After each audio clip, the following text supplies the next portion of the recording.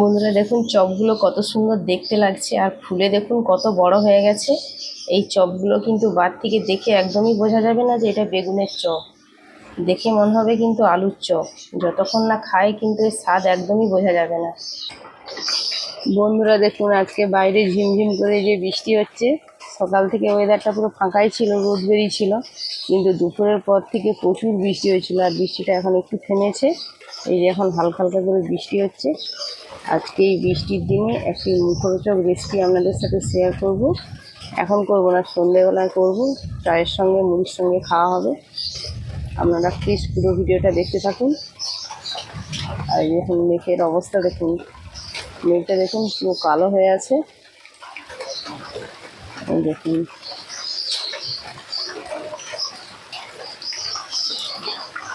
বাড়ির সমস্ত কাজ সেরে বসে গেছি রান্না করতে। আজকে তৈরি করব বেগুনের চপ। আপনারা তো বেগুনই খেয়েছেন, দেখুন আমি কিভাবে বেগুনের চপ তৈরি করি। চলুন প্রথমে আগে বেসনটাকে মাখিয়ে নিই।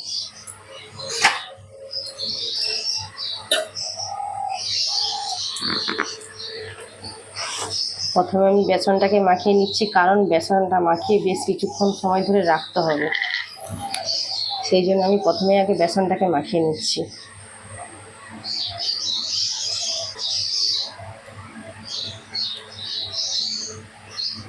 পরিমাণ মতো বেসন নিয়ে আমি বেসনটাকে মাখিয়ে নেব। এবার এই বেসনের মধ্যে দিয়ে দেব স্বাদ মতো লবণ, আর দিয়ে দেবো হলুদ গুঁড়ো।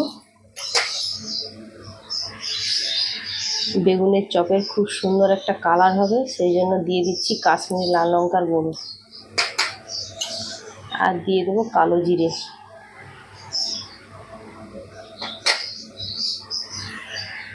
আর একদম অল্প করে খাওয়ার সোডা দেব, একদম 1 চিমটি।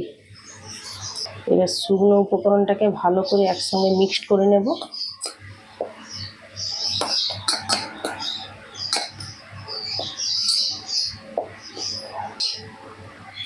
এবার এই বেসনের মধ্যে অল্প অল্প করে জল দিয়ে একটা ব্যাটার বানিয়ে নেব। ব্যাটারটা তবে খুব পাতলাও হবে না, আবার খুব ঘনও হবে না, একটা মিডিয়াম ঘনত্বের কিন্তু ব্যাটার বানিয়ে নিতে হবে।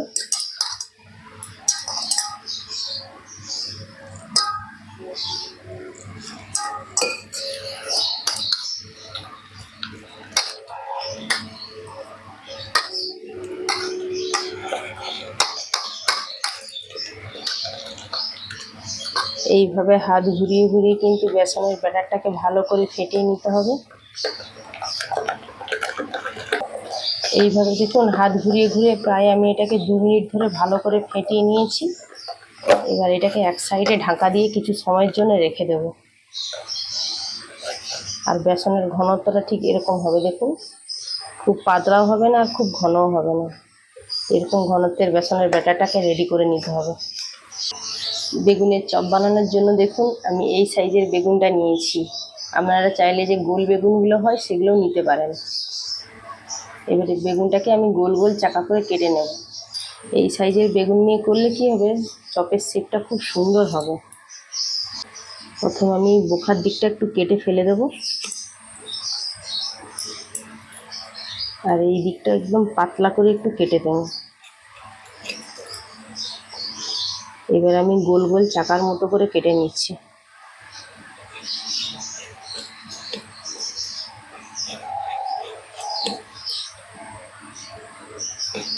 তবে কিন্তু ছোট সাইজের বেগুন দিয়ে করলে কিন্তু ভালো হবে না, এই সাইজের বেগুনটা নিলে খুব সুন্দর হবে চপটা। দেখুন এইভাবে মোটা মোটা করে একটু কেটে নিতে হবে।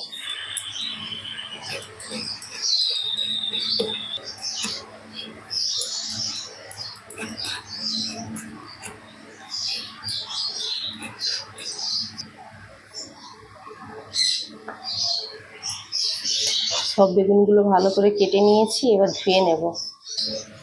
সব বেগুনগুলো দেখুন আমি ভালো করে ধুয়ে নিয়েছি। এবার উপর দিয়ে অল্প করে একটু লবণ মাখিয়ে নেব।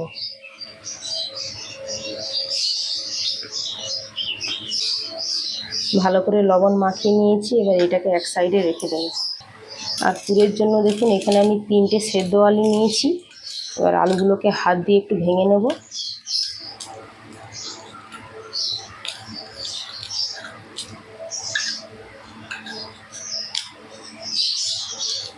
তবে চপটা কিন্তু আজকে আমি নিরামিষভাবেই তৈরি করব। আপনারা আপনাদের পছন্দ মতো আমিষভাবেও তৈরি করতে পারেন। আলুটাকে ভালো করে মেখে নিয়েছি। এবার পুরের জন্য একটা মশলা তৈরি করে নেব। কড়া গরম হয়ে গেছে, এবার সাদা তেল দিয়ে দিচ্ছি অল্প করে। তেল গরম হয়ে গেছে, এবার তেলের মধ্যে দিয়ে দেবো কাঁচা লঙ্কা কুচি আর আদা। এবার এর সঙ্গে দিয়ে দেবো হলুদ গুঁড়ো আর দিয়ে দেবো কাশ্মীরি লাল লঙ্কার গুঁড়ো আর অল্প করে একটু লবণ দেব। দিয়ে মশলাটাকে ভালো করে কষিয়ে নেব।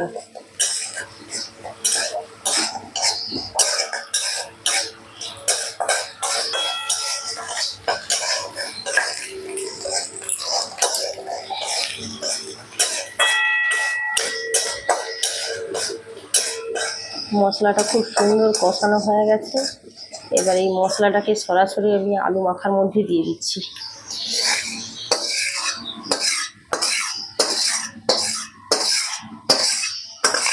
এবার এর মধ্যে দিয়ে দেবো ধনেপাতা কুচি আর দিয়ে দেবো গরম মশলার গুঁড়ো। আবারও অল্প করে একটু লবণ দেব। দিয়ে ভালো করে মশলার সঙ্গে আলুটাকে একটু মেখে নেব।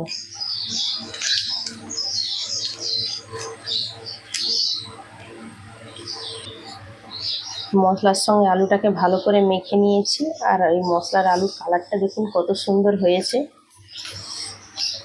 এবার চপের শেপ তৈরি করে নেব। এবার চপের আমি শেপ তৈরি করব। একটা বেগুনের টুকরো নেব আর এই অল্প করে দেখুন আলুর পুরটাকে নিয়ে এইভাবে বেগুনের উপরে এইভাবে দেখুন বেগুনের উপরে আমি আলুর পুরটাকে ভালো করে ছড়িয়ে দেব।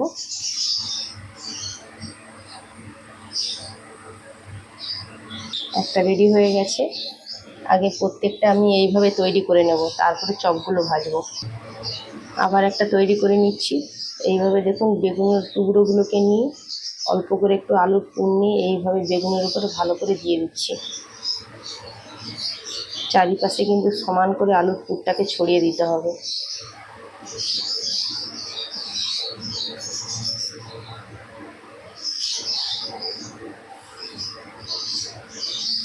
আবার একটা দেখুন রেডি হয়ে গেছে। বন্ধুরা দেখুন সবগুলো আমার রেডি হয়ে গেছে। এবার চপগুলোকে ভেজে নেব। দেখতে দেখুন কত সুন্দর লাগছে।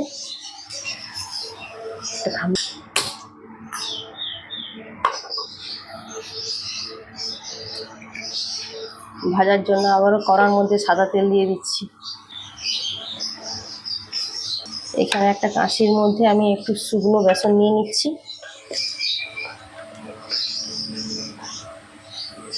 এই বেসনটাকে যে আমি বেশ কিছু সময় ধরে মাখিয়ে রেখেছিলাম, আবার একটু ভালো করে ফেটিয়ে নেব।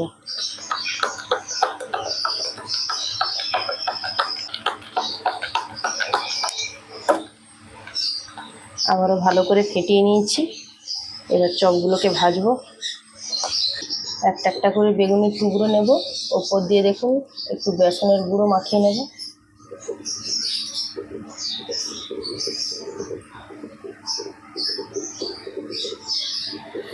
এবার এই বেসনের গোলার মধ্যে মেখে নেব।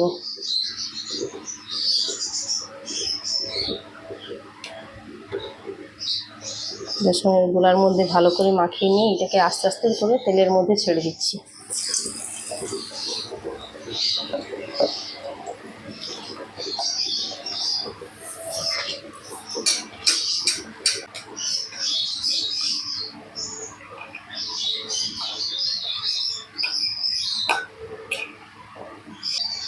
এক পাশ দেখুন খুব সুন্দর ভাজা হয়ে গেছে। এবার উল্টে আরেক পিঠ ভেজে নেব।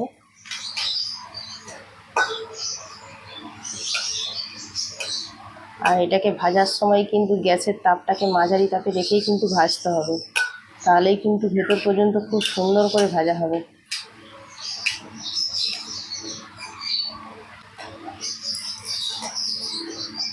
চপটা দেখুন কত সুন্দর লাল করে ভাজা হয়েছে। ভালো করে তেল ঝাড়িয়ে তুলে নিচ্ছি।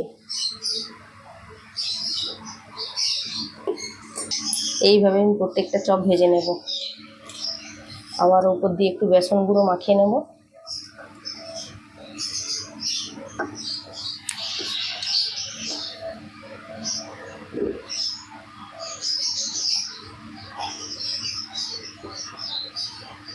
আস্তে আস্তে করে তেলের মধ্যে ছেড়ে দিতে হবে।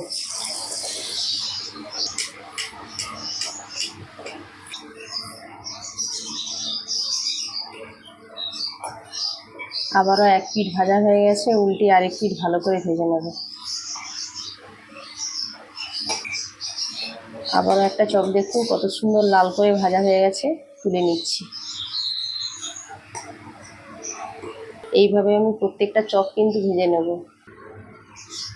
সব চপগুলো ভাজা হয়ে গেছে, সবগুলোই দেখুন আমি লাল করে ভেজে নিয়েছি, তুলে নিচ্ছি।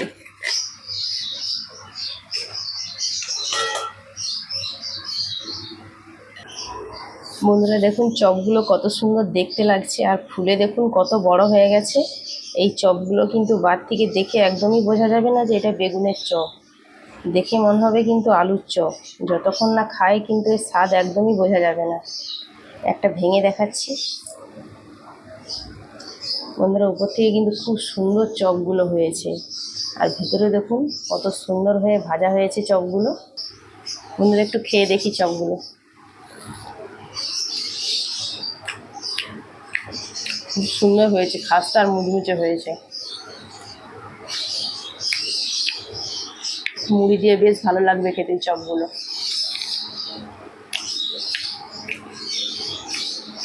পুরো কিন্তু আলুর চপের মতোই দেখতে লাগছে। এই চপগুলো আপনারা অনেক সময় ধরে রেখে খাবেন, তাও কিন্তু খুব সুন্দর মুচমুচে থাকবে। তো বন্ধুরা এইভাবে বেগুন দিয়ে চপটা বানাবেন। একটা চপের মধ্যেই কিন্তু বেগুন আর আলু দু রকমের স্বাদ পাবেন, আর খেতেও কিন্তু বন্ধুরা ভীষণ ভালো লাগবে। আর মুড়ি দিয়ে তো খেতে জাস্ট অসাধারণ লাগবে। তো বন্ধুরা আজকে চপের রেসিপিটা কেমন হয়েছে অবশ্যই কিন্তু কমেন্টস করে বলবেন। তো আজকে রেসিপিটা এখানেই আমি শেষ করছি। দেখা হবে নতুন রেসিপিতে। ভিডিওটা ভালো লাগলে একটা লাইক করবেন, শেয়ার করবেন, আর আমার চ্যানেলকে সাবস্ক্রাইব করে আমার পাশে থাকবেন। আর যারা ফেসবুক পেজ থেকে দেখছেন ফলো করবেন। সবাই ভালো থাকবেন, সুস্থ থাকবেন।